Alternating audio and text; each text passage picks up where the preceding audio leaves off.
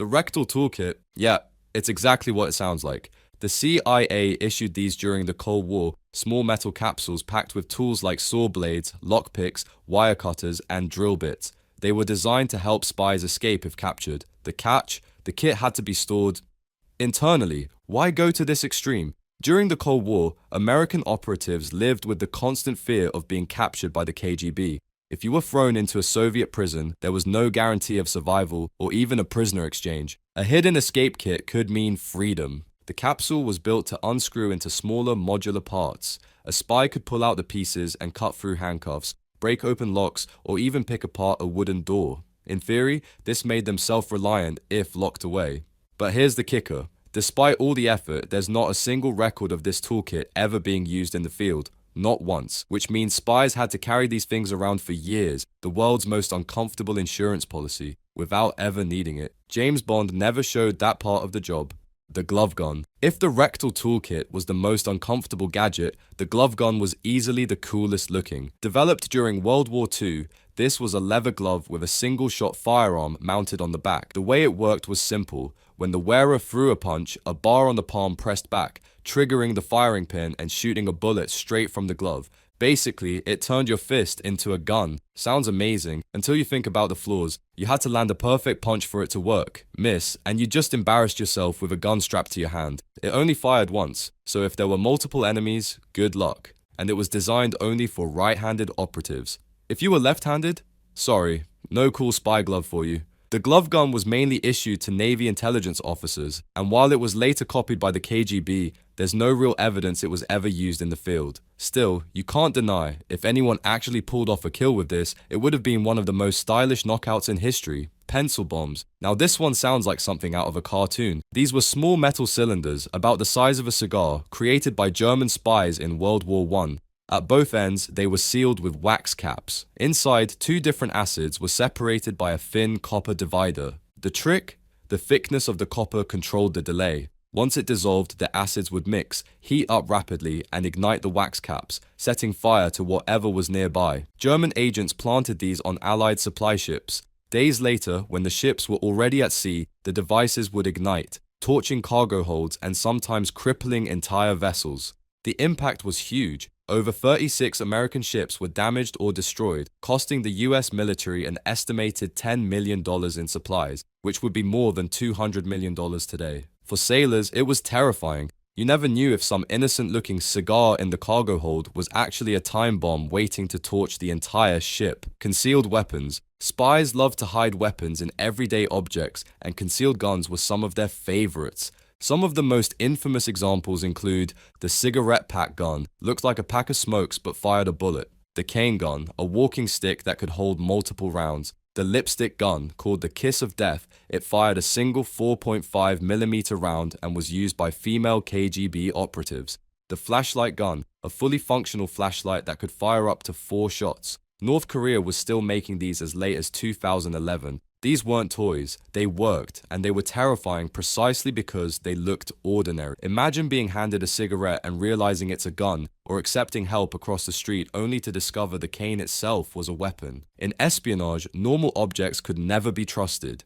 That lipstick in a purse? Deadly. That flashlight in a glove box? Also deadly. Basically, if you were in the spy game, everything wanted to kill you. Chemical poisons. If disguised guns were clever, poisons were just cruel. Spies used toxins because they were invisible, silent, and could be delivered in humiliating ways. Poison tea, poison doorknobs, poison clothing. If it touched your skin or lips, it could kill you. The appeal for spies was obvious. Poisons made deaths look natural. Instead of a loud gunfight, a target could simply collapse hours later, with doctors blaming it on a mysterious illness. The threat got so bad that in 1997, nearly every country in the world signed the Chemical Weapons Convention, banning the use of these toxins. But not all nations followed the rules. North Korea refused to sign, and Russia, despite signing, has been linked to multiple poisonings in recent years. One of the most infamous examples came in 2018, when ex-Russian spy Sergei Skripal was poisoned in the UK with a military-grade nerve agent. Both he and his daughter nearly died, and the case sparked international outrage. Russia denied involvement, of course, even though the attackers were confirmed intelligence officers. Classic. And while poisons were deadly, they were also humiliating. Getting taken out by a bullet? Brutal. But getting killed by a poisoned doorknob? That's just embarrassing. The umbrella gun, the most famous spy killing in Cold War history, came from something you'd never expect, an umbrella. In 1978, Bulgarian writer and defector Georgy Markov was waiting for a bus in London when he felt a sharp sting in his thigh. Behind him, a man had dropped his umbrella, apologized, and calmly walked away. Within hours, Markov developed a fever. Within days, he was dead. Doctors later discovered he had been injected with a tiny ricin pellet, smaller than a grain of sand, delivered straight through the umbrella's tip. It was quick, subtle, and almost impossible to detect. To the outside world, it looked like an accident, but in reality, it was a Cold War assassination that made headlines around the globe. The umbrella gun proved that even the most harmless-looking objects could be transformed into deadly weapons. If you couldn't trust a guy holding an umbrella on a sunny day, who could you trust? The poison pen. The pen is mightier than the sword, they say, but in North Korea, the pen was literally the sword. In 2011, South Korean authorities seized the pen from a captured spy. At first glance, it looked like a normal ballpoint, but it didn't write. It killed. Twist the back a few times, press the button, and instead of ink, the pen fired a poison-coated needle. The range was about 10 meters, over 30 feet, enough to strike a target from across a room.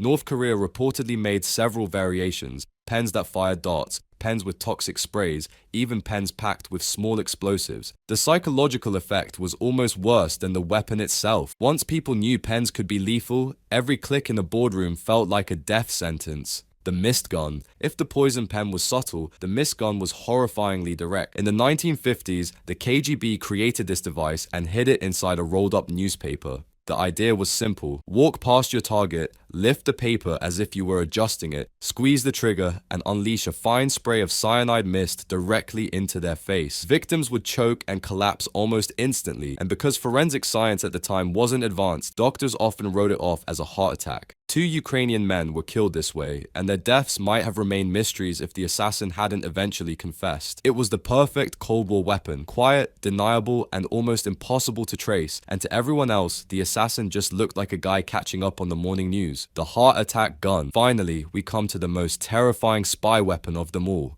The heart attack gun. This CIA invention was first revealed in 1975 during a US Senate hearing. At first glance, it looked like a pistol with a scope. But instead of firing bullets, it shot frozen darts laced with shellfish toxin, one of the deadliest poisons on Earth. The darts dissolved inside the body, leaving nothing behind but a tiny red mark. Within minutes, the toxin would stop the heart, mimicking a natural heart attack. Here's the terrifying part. The lethal dose was smaller than a poppy seed. Victims wouldn't even realize they'd been hit until it was too late. To doctors, it looked like they'd simply dropped dead of natural causes. The CIA claimed it was never used, which, sure, totally believable. The heart attack gun wasn't just a weapon, it was proof that in the world of espionage, death could come silently, invisibly, and without leaving a trace.